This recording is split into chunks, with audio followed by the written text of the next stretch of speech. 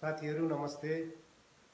आज चाहिँ म कहाँ छु भन्ने कुरा तपाईहरुले मेरो पछाडिको ब्याकग्राउन्ड देखेर पनि थाहा पाइसक्नुभयो होला। म चाहिँ अहिले किचनमा काम गरिरहेको छु अनि म आज चाहिँ खाना पकाउन गइरहेको छु।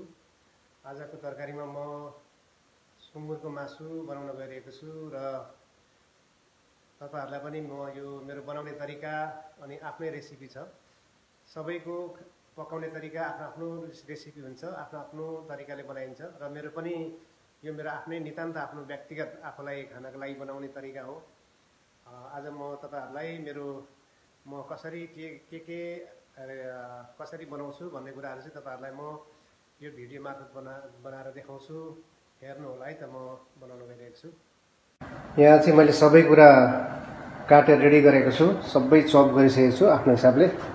यहाँ यो चाहिँ सुँगुरको मासु हो। यहाँ मैले टमाटो काटेर राखेको छु, टमेटो, अनि यसमा यो चाहिँ मेरो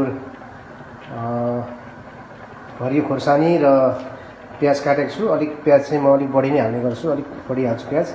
अनि त्यस्तै गरेर यो चाहिँ मैले यहाँ यसलाई यो अदुवा र लसुन चाहिँ यसमा पेस्ट बनाएको छु। अझै यसलाई चाहिँ पेस्ट भन्दा पनि चप कटिङ गरेर भने अझै टेस्ट आउँछ होला, तर मलाई चाहिँ सजिलोको लागि म चाहिँ यसलाई खाली जहिले पनि मेसिनमा यस्तो चप गर्छु। र यहाँ धनियाको पात छ। र अब म यसलाई कराई बसाएर पकाउने छु, पकाएर तपाईलाई देखाउँछु है त।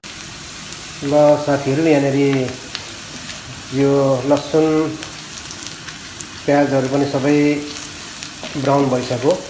त्यसपछि मैले अलिकति तेल हालेको छु, अनि तेल हालेर त्यसपछि ग्रीन चिल्ली हालेको छु। अनि के भन्छ हाम्रोतिरको भाषामा सिन्कौलीको पात, सिन्कौली पत्ता हालेको छु। अनि रेड चिल्ली, जिरा हालेर यो अब यसलाई चाहिँ यतिको तयारी भइसकेको छ। अब यतिको भएपछि म अघि काटेर राखेको मासुलाई हालिदिन्छु। यसलाई म यसरी हाल्नेछु।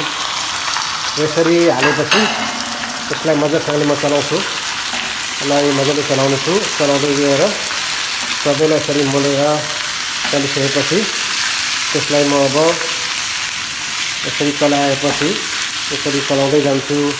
र यो चलिसकेपछि अब चाहिँ म यसलाई एउटा यसको छोप्नेले यसलाई अब म एकछिन छोपिदिन्छु, यो ढक्कन लाएर छोपिदिन्छु।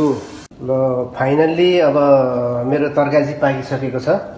यहाँ मैले यसरी रेडी गरेँ आजको मेरो रेसिपी। तपाईहरुलाई कस्तो लाग्यो हेरेर लाइक कमेन्ट गरेर साथ दिनु होला। अनि फेरि पनि अर्को भिडियोमा म के पकाउँछु त्यसैको भिडियो हाल्नेछु। तपाईहरुले चाहिँ कस्तो लाग्यो मेरो रेसिपी अनि पकाउने तरिकाहरू रेसिपीहरू, त्यसको लागि चाहिँ तपाईहरुले मेरो पुरा यो भिडियो हेरेर लाइक कमेन्ट गरिदिनु होला। थ्यांक यू, धन्यवाद। Have a good day.